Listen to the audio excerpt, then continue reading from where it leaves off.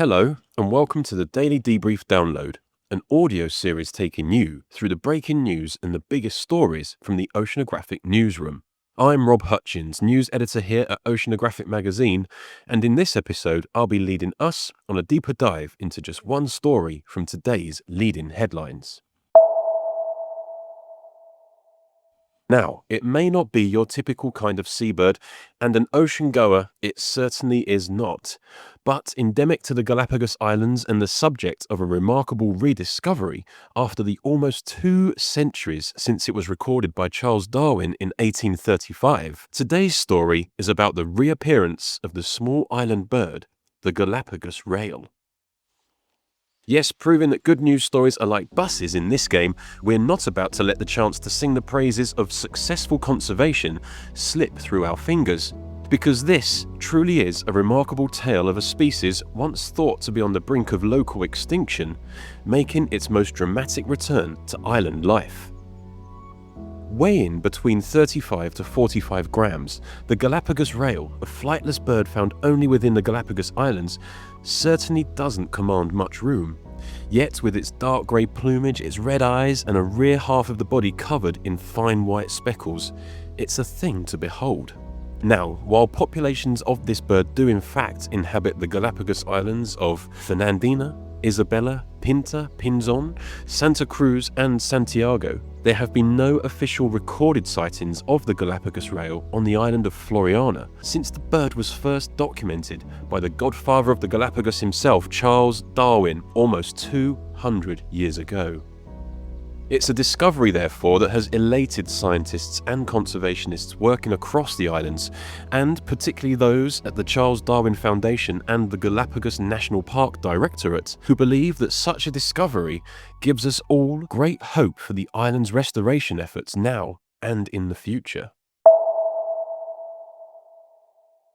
So you may be asking what the story is here. A species listed only as vulnerable by the IUCN Red List and found in relative good health across 6 other Galapagos islands surely isn't the biggest headline.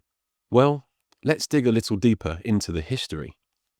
First of all, it's vital to remember that the Galapagos rail doesn't fly. Its population is endemic to the Galapagos Island, and with a flying distance of a mere wobbly few meters, the opportunities for the bird to do a bit of island hopping are slim. It's therefore thought that populations across each of the individual islands are most likely distinct to those islands themselves. While there is a slight chance that the Galapagos rail has simply recolonized on Floreana Island, more likely is it, says Bridget Fessel, principal investigator for land bird conservation efforts at the Charles Darwin Foundation, that it was never truly extinct on the island, simply undetected for nearly 200 years, owing to its perilously low numbers. And behind those low numbers have been all manner of invasive species thought to have overrun the Galapagos rail's Floreana Island habitats, from feral pigs, goats, cows and dogs, to more recently invasive cats and rodents. The introduction of these predators and competitors is believed to have played a major role in the decline of much of the native wildlife across the Galapagos, including the Galapagos rail, and especially prior to the creation of the island's national park in 1959. Despite repeated surveys, the species remained undetected on the island, leading many to believe the species was locally extinct. And while anecdotal reports hinted at the bird's possible persistence on the island, nothing had ever been confirmed. That is, until now. So, how did the Galapagos rail survive all that loss of habitat and its dangerously low population numbers on Floreana Island? The answers rest in the extensive work undertaken across the island to restore its native biodiversity, and the rediscovery of the Galapagos rail marks a significant step forward for the Floreana Restoration Project itself.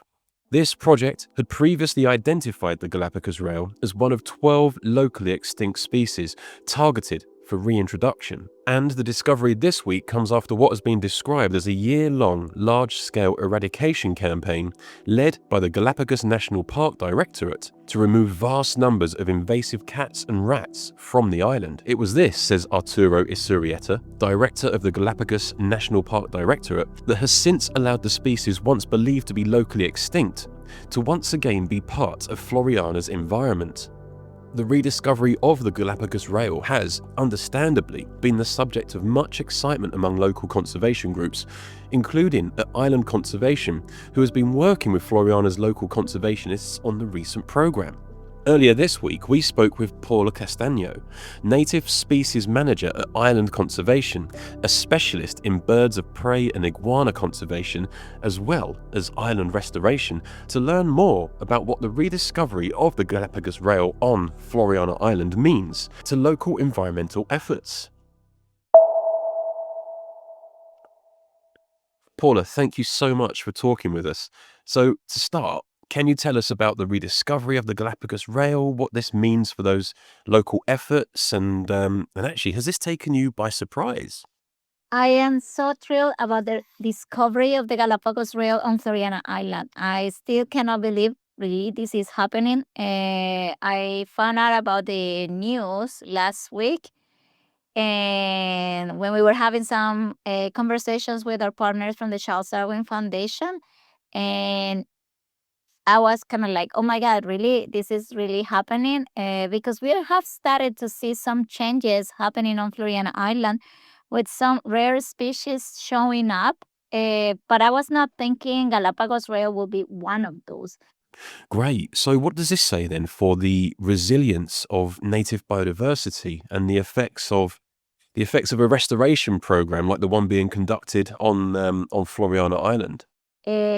As you know, like that's one of the species that we're working and considering for reintroduction into the island. And actually that species got ahead of us and it's now on Floreana Island. And that what shows is how remarkable nature is. When you support these ecosystems by removing invasive threats, native species and endemic species can just truly recover. And you can see these changes happening very quickly. It doesn't take that long. As we can see here, like a year later or more, or a little bit more, we are already seeing species that haven't been seen for 190 years. So that's truly amazing. Fab. Amazing. This isn't just about local conservation and restoration, is it? This actually speaks to a wider conversation around those environmental efforts all around the world. And this is not unique to Floriana. We have seen in so many islands around the world when these efforts are happening as we speak. So I'm really happy to be part of the project of the restoration of Floriana, where we are supporting the community of Floreana Island with their vision of a sustainable Floreana, where the community can thrive together with nature. Wonderful stuff. So what's next then, Paula? The Galapagos rail is back. Where do you guys go from here? So I'm looking forward to the future and what this may entail to this amazing and unique place when we have the chance to have all the other 11 species back on that island. So, yeah, that's really great. Thank you. Paula, thanks so much for talking with us. Thank you. For researchers on the island, the next steps will include genetic sampling. This to determine whether the Galapagos rail population now recorded on Floreana is a reintroduced lineage or a remnant population that managed to survive undetected for nearly 2 centuries. Either way, this discovery is a major milestone in the ongoing efforts to safeguard the biodiversity of the Galapagos Islands. If you'd like to learn more about this story or any other stories on conservation efforts across the Galapagos Islands, head to the Oceanographic Newsroom. This has been the Daily Debrief Download. I've been Rob Hutchins. Thank you for listening.